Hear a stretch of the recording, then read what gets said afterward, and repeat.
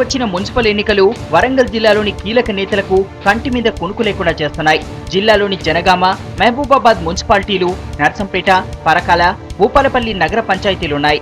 Assembly ఎన్నికల్లో పోటీ చేయాలనుకునే అభ్యర్థులకు మున్సిపల్ ఎన్నికలు కీలకంగా తయారయ్యాయి. వీటిని సొంతం చేసుకుంటేనే అసెంబ్లీకి ఆశలు సజీవంగా ఉంటాయనే భయం నేతలను వెంటాడుతోంది.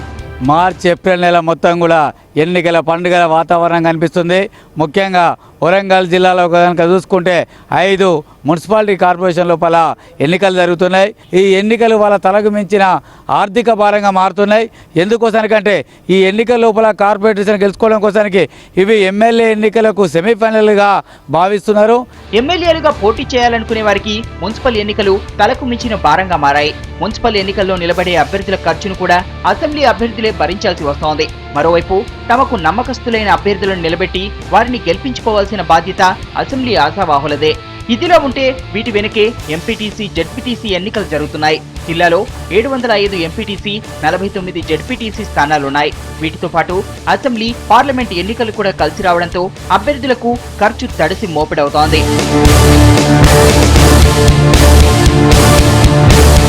జిల్లా రాజకీయాల్లో చక్రం తిప్పుతున్న మాజీ మంత్రి పొన్నాల లక్ష్మయ్య ప్రాతినిధ్యం వహిస్తున్న జనగామలో ప్రతికూలతను ఎదుర్కొంటున్నారు. జనగాం మున్సిపాలిటీని గెలిపించుకోవడానికి ఆయన సర్వశక్తులు ఒడ్డుతున్నారు. మాజీ ప్రభుత్వ చీఫ్ విప్ గండ్ర వెంకటరమణారెడ్డి నియోజకవర్గంలోని భూపాలపల్లి మున్సిపాలిటీలోనూ సేమ్ సిచ్యువేషన్. తాజా పరిస్థితులు గండ్రకు తలనొప్పిగా మారాయి.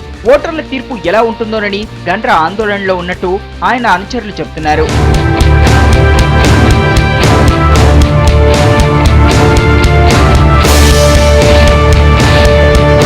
మహబూబాబాద్ ఎమ్మెల్యే మాలోత్ కవితకు ఈ ఎన్నికలు ప్రాణ సంకటంగా పరిణమించాయి. కవితపై స్థానికంగా తీవ్ర వ్యతిరేకత ఉంది.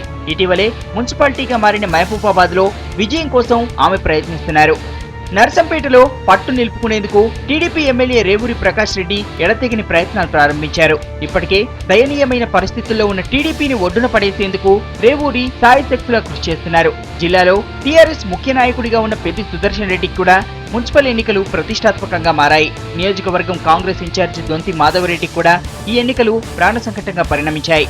మరో మున్సిపాలిటీ పరకాలలో పట్టు కోసం అన్ని పార్టీలు తీవ్రంగా ప్రయత్నిస్తున్నాయి. ప్రస్తుత ఎమ్మెల్యే మోలుగూరు భిక్షపతి టీఆర్ఎస్ ను గెలిపించుకునేందుకు ప్రయత్నిస్తున్నారు. తమ పట్టును నిరూపించుకునేందుకు కొండా దంపతులు కృషి చేస్తున్నారు.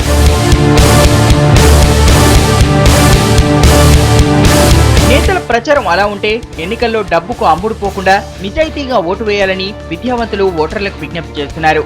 వరుసగా వచ్చిన 3 ఎన్నికలు ఒకరికి ప్రాణ సంకటం, మరొకరికి చెలగాటంలా తయారయ్యాయి. పరువు పోరు ఒకరిదైతే పదవి పోరు మరొకరిదిగా మారింది. మరి మున్సిపల్ పోరులో ఎవరు గెలుస్తారో, మరెవరు ఓడుతారో అనేది మరికొద్ది రోజుల్లో తేలిపోనుంది.